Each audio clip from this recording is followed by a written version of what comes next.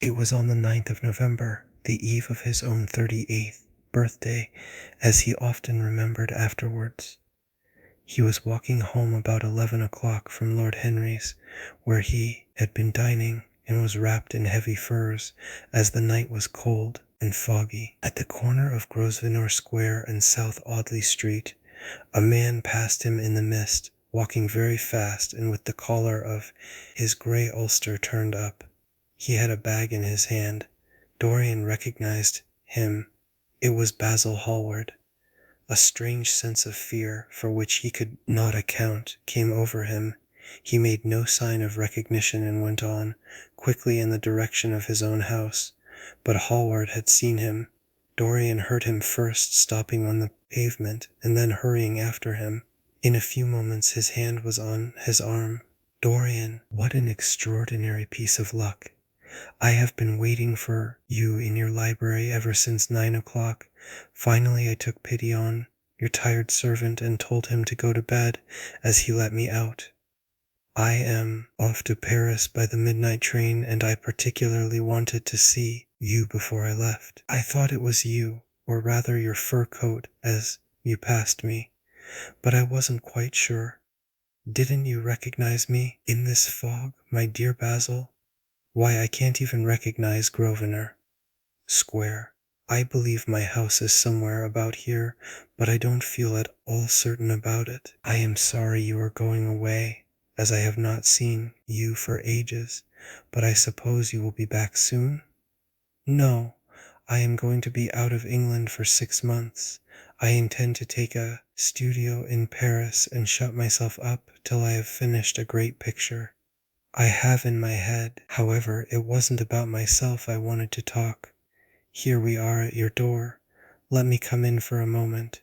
I have something to say to you."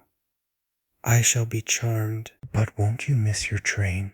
said Dorian Gray, languidly, as he passed up the steps and opened the door with his latchkey. The lamplight struggled out through the fog, and Hallward looked at his watch. "I have heaps of time," he answered. "The train doesn't go till 12:15, and it is only just 11. In fact, I was on my way to the club to look for you when I met you. You see, I shan't have any delay about luggage, as I have sent on my heavy things. All I have with me is in this bag, and I can easily get to Victoria in 20 minutes. Dorian looked at him and smiled. What a way for a fashionable painter to travel! A Gladstone bag and an ulster. Come in, or the fog will get into the house. And mind you, don't talk about anything serious. Nothing is serious nowadays. At least nothing should be." Hallward shook his head as he entered, and followed Dorian into the library. There was a bright wood fire blazing in the large open hearth. The lamps were lit, and an open Dutch silver spirit case stood, with some siphons of soda water and large cut glass tumblers, on a little marqueterie table. "You see, your servant made me quite at home, Dorian. He gave me everything I wanted, including your best gold-tipped cigarettes. He is a most hospitable creature. I like him much better than the Frenchman you used to have." "What has become of the Frenchman, by the by?" Dorian shrugged his shoulders. "I believe he married Lady Radley's maid, and has established her in Paris as an English dressmaker, _Anglomanie _ is very fashionable over there now, I hear. It seems silly of the French, doesn't it? But do you know, he was not at all a bad servant. I never liked him, but I had nothing to complain about. One often imagines things that are quite absurd. He was really very devoted to me and seemed quite sorry when he went away. Have another brandy and soda, or would you like hock and seltzer? I always take hock and seltzer myself. There is sure to be some in the next room." "Thanks, I won't have anything more," said the painter, taking his cap and coat off and throwing them on the bag that he had placed in the corner. "And now, my dear fellow, I want to speak to you seriously. Don't frown like that. You make it so much more difficult for me. What is it all about? Cried Dorian in his petulant way, flinging himself down on the sofa. I hope it is not about myself. I am tired of myself tonight. I should like to be somebody else. It is about yourself, answered Hallward in his grave, deep voice, and I must say it to you. I shall only keep you half an hour. Dorian sighed and lit a cigarette. Half an hour, he murmured. It is not much to ask of you, Dorian, and it is entirely for your own sake that I am speaking. I think it right that you should know that the most dreadful things are being said against you in London. I don't wish to know anything about them. I love scandals about other people, but scandals about myself don't interest me. They have not got the charm of novelty. They must interest you, Dorian. Every gentleman is interested in his good name. You don't want people to talk of you as something vile and degraded. Of course you have your position and your wealth and all that kind of thing, but position and wealth are not everything. Mind you, I don't believe these rumors at all. At least I can't believe them when I see you. Sin is a thing that writes itself across a man's face. It cannot be concealed. People talk sometimes of secret vices. There are no such things. If a wretched man has a vice, it shows itself in the lines of his mouth, the droop of his eyelids, the molding of his hands even. Somebody, I won't mention his name, but you know, him came to me last year to have his portrait done. I had never seen him before, and had never heard anything about him at the time, though I have heard a good deal since. He offered an extravagant price. I refused him. There was something in the shape of his fingers that I hated. I know now that I was quite right in what I fancied about him. His life is dreadful, but you, Dorian, with your pure, bright, innocent face and your marvelous untroubled youth, I can't believe anything against you. And yet I see you very seldom, and you never come down to the studio now, and when I am away from you, and I hear all these hideous things that people are whispering about you, I don't know what to say. Why is it, Dorian, that a man like the Duke of Berwick leaves the room of a club when you enter it? Why is it that so many gentlemen in London will neither go to your house or invite you to theirs? You used to be a friend of Lord Staveley. I met him at dinner last week. Your name happened to come up in conversation in connection with the miniatures you have lent to the exhibition at the Dudley. Staveley curled his lip and said that you might have the most artistic tastes, but that you were a man whom no pure-minded girl should be allowed to know, and whom no chaste woman should sit in the same room with. I reminded him that I was a friend of yours, and asked him what he meant. He told me right out before everybody. It was horrible. Why is your friendship so fatal to young men?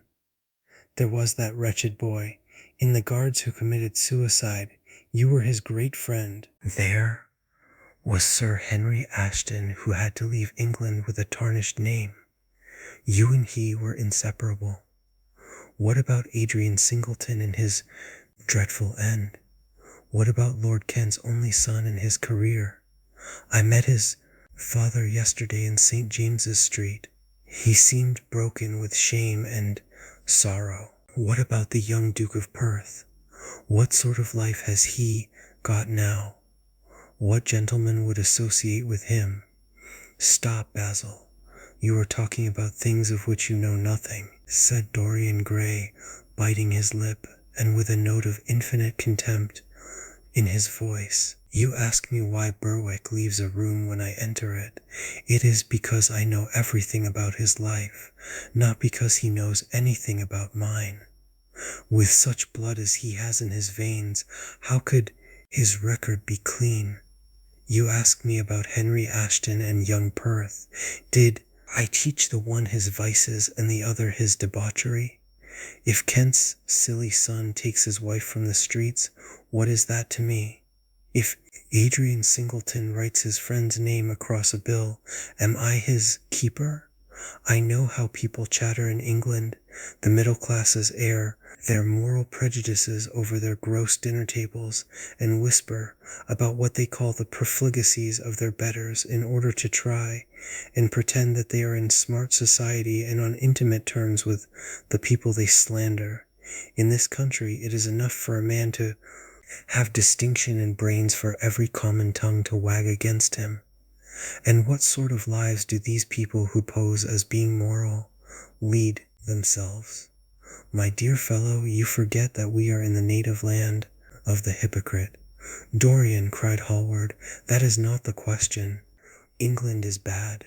Enough, I know, and English society is all wrong. That is the reason why I want you to be fine. You have not been fine. One has a right to judge of a man by the effect he has over his friends. Yours seem to lose all sense of honor, of goodness, of purity. You have filled them with a madness for pleasure. They have gone down into the depths. You led them there. Yes, you led them there, and yet you can smile as you are smiling now. And there is worse behind. I know you and Harry are inseparable. Surely for that reason, if for none other, you should not have made his sister's name a byword. Take care, Basil. You go too far. I must speak, and you must listen. You shall listen. When you met Lady Gwendolen, not a breath of scandal had ever touched her. Is there a single decent woman in London now who would drive with her in the park? Why, even her children are not allowed to live with her.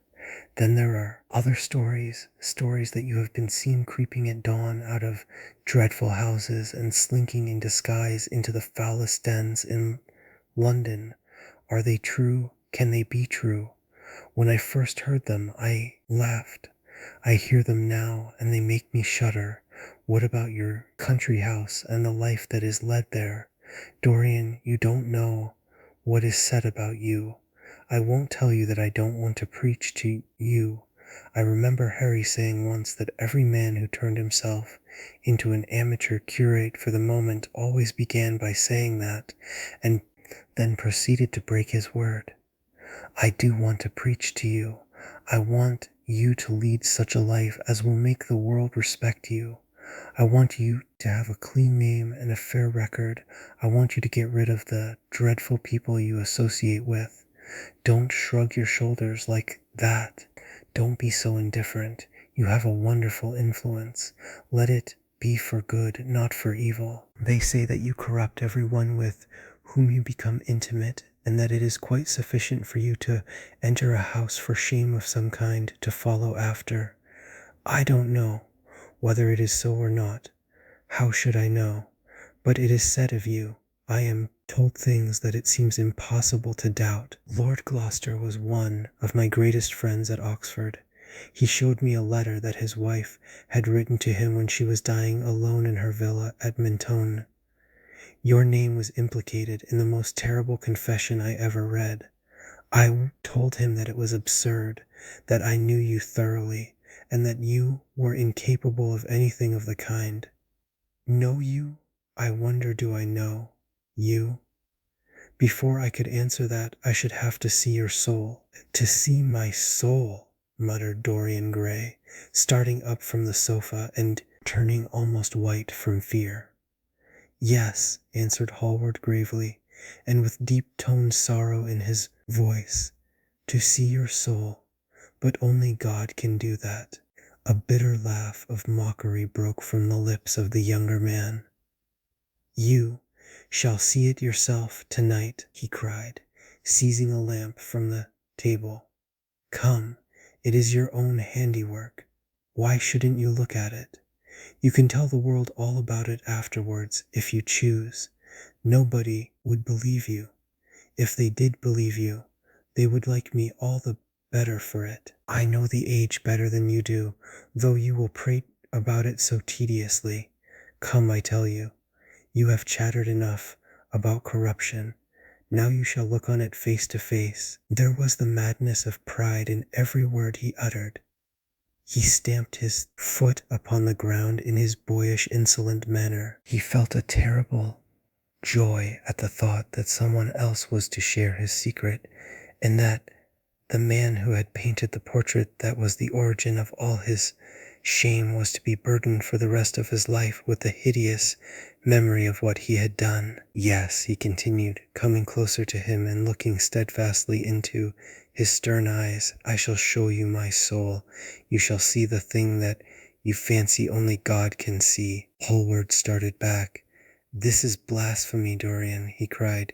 You must not say things like that. They are horrible, and they don't mean anything. You think so. He laughed again. I know so. As for what I said to you tonight, I said it for your good. You know I have been always a stanch friend to you. Don't touch me. Finish what you have to say. A twisted flash of pain shot across the painter's face. He paused for a moment, and a wild feeling of pity came over him. After all, what right had he to pry into the life of Dorian Gray? If he had done a tithe of what was rumored about him, how much he must have suffered. Then he straightened himself up and walked over to the fireplace and stood there, looking at the burning logs with their frost-like ashes and their throbbing cores of flame. I am waiting, Basil, said the young man in a hard, clear voice. He turned round. What I have to say is this, he cried. You must give me some answer to these horrible charges that are made against you. If you tell me that they are absolutely untrue from beginning to end, I shall believe you. Deny them, Dorian, deny them. Can't you see what I am going through? My God, don't tell me that you are bad and corrupt and shameful. Dorian Gray smiled. There was a curl of contempt in his lips. Come, upstairs, Basil, he said quietly. I keep a diary of my life from day to day, and it never leaves the room in which it is written. I shall show it to you if you come with me. I shall come with you, Dorian, if you wish it. I see I have missed my train. That makes no matter. I can go tomorrow, but don't ask me to read anything tonight. All I want is a plain answer to my question. That shall be given to you upstairs. I could not give it here. You will not have to read long.